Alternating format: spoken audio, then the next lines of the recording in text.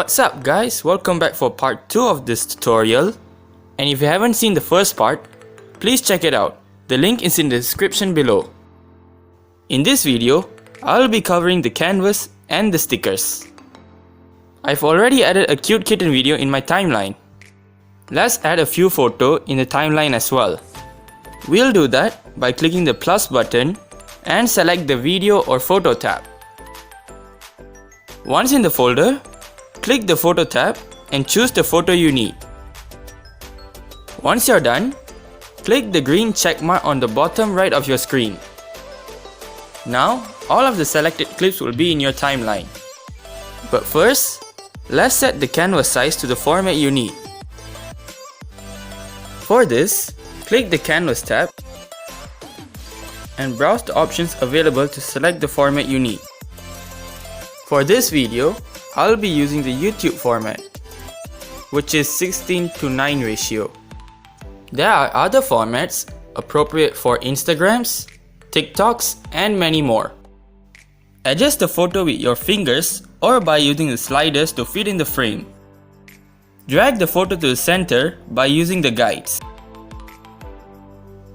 A thin white line will appear and snap the photo when it's in the center vertically or horizontally, as you can see here. Press the check mark to apply the changes on this photo. You can also apply the changes across the whole timeline by clicking the double check mark. Now, I feel like adding some stickers and emojis to my clips over here. For this, click the sticker tab and browse the stickers available. After finding the stickers you need, just click on it and it will appear on your clip. The stickers can be adjusted by moving around. You can also resize the gifs by dragging this button. Or you can even do a PIP in this clip. Press the plus button in the middle of your screen. By clicking this, you can choose the photo you need. Once done, it will appear on your clip. The photo also can be repositioned and resized just like the gifs. Or you can even search for your own stickers. For this, click on this icon and type in the search bar the stickers you need. Click on the stickers given in the suggestion, and it will appear on your clip. Right now, I'm going to make the gifs last all the way until to the end of the video.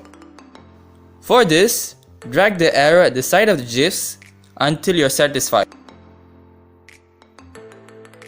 To delete the unnecessary gifs, select the gifs and press the delete icon.